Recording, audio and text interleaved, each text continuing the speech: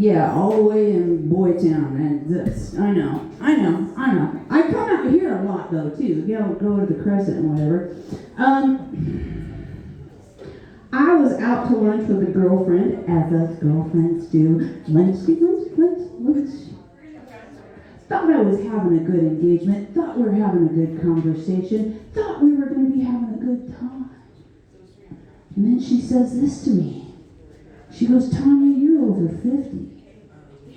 Don't you think it's about time you quit trying to get by your natural good looks and wear more makeup?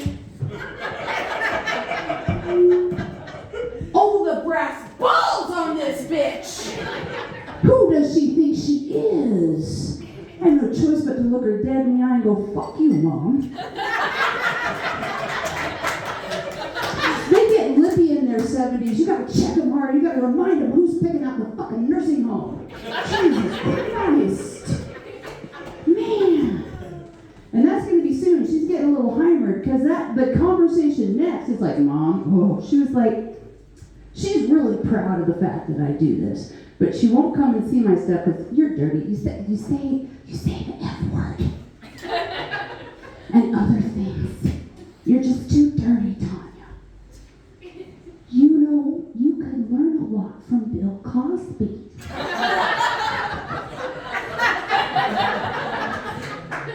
What? Well, you see, he was a very clean comedian, and he went far, even in the 60s, as a black man. Okay, Mom, have you paid attention to the news lately? He's been in a little bit of trouble for doing some not very clean things, and she's like, well, but he was still very funny. He was still very, very funny man, very funny man. Oh my God, is my mom a Bill Cosby denier? How do I cope with this?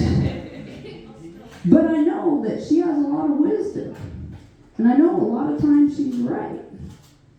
So I realized I had no choice but to go to my local drug dealer, pick up some roofies, because you never know when you're going to have to knock a motherfucker out and come up with 15 minutes of clean material. No, women don't roofie men for sex. Oh, think about it. You're pretty cute. Think about it. No, I have roofied a dude, but it wasn't for sex. It was to get him to shut the fuck up. We did the hookup, and he was like, men say women want to talk after sex. Bullshit! I mean, this is like therapeutic. You dump that load, and it's like, I also have something on my mind. And it's like, no! And I was like, you want one more drink? And I put a little treat in it, and we went to sleep. And I was like, this date is turning out awesome. Turning out awesome. I really enjoyed it. So yeah, I am over 50 and single. Ugh. Yeah, no. Dating in your 50s is exactly like shopping for a jigsaw puzzle at a motherfucking thrift store. I guarantee you there's some goddamn pieces missing. And on top of it all, when you assemble the puzzle, the picture you end up with is not what was on the box.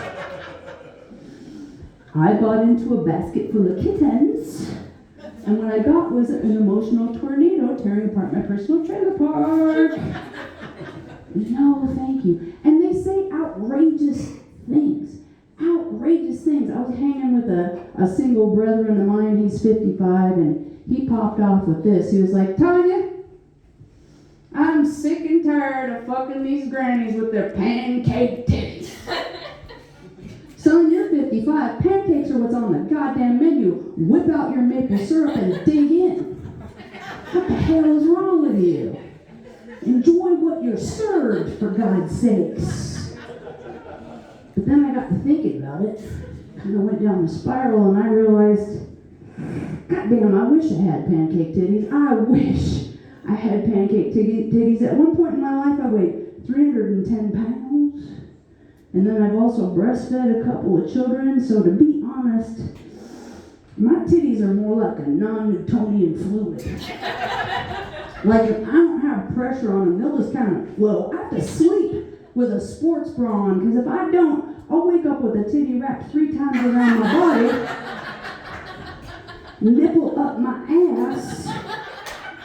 I did not consent to this, bitch. What do you think you're doing?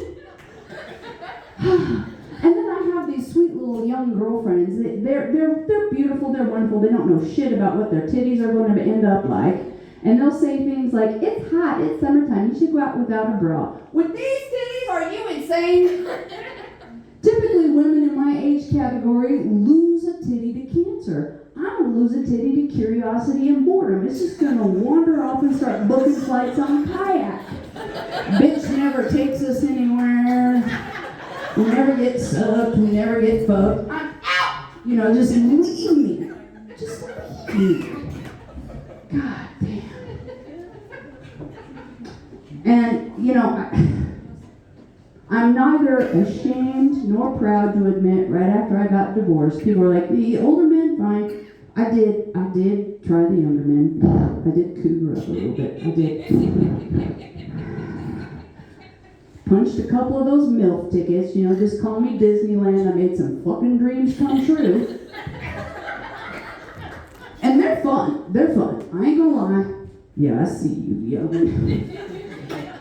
They're fun. They're fun. But I do find younger men to be exactly like the pockets in women's dress slacks. Shallow. Useless. Entirely cosmetic. So if you happen to catch me with a 22 in my mouth nowadays, it's going to be a caliber, not a person. That I guarantee. So let's go back to them older gentlemen. The older gentlemen, man, I keep trying. But they're just not evolving. Like, I've stayed current, and they're just still, like, so many men in my age group were raised on those 80s rom-coms. Y'all remember those 80s rom-coms? A big plot line with them is a girl says, no, it means the guy should try harder. For some reason, this was super cute in the 80s, but in 2024, This is very rape adjacent. Very rape adjacent behavior. and I was dealing with one of those fellas, and he was just not pumping the brakes. He was just being relentless. And he decided to go clever. This is what passed for clever for this douche canoe, okay? He's like, looked at me and he goes, Tanya, I know you're a gaming nerd. Here's what I propose. You choose the game. And if you win, I'll leave you alone.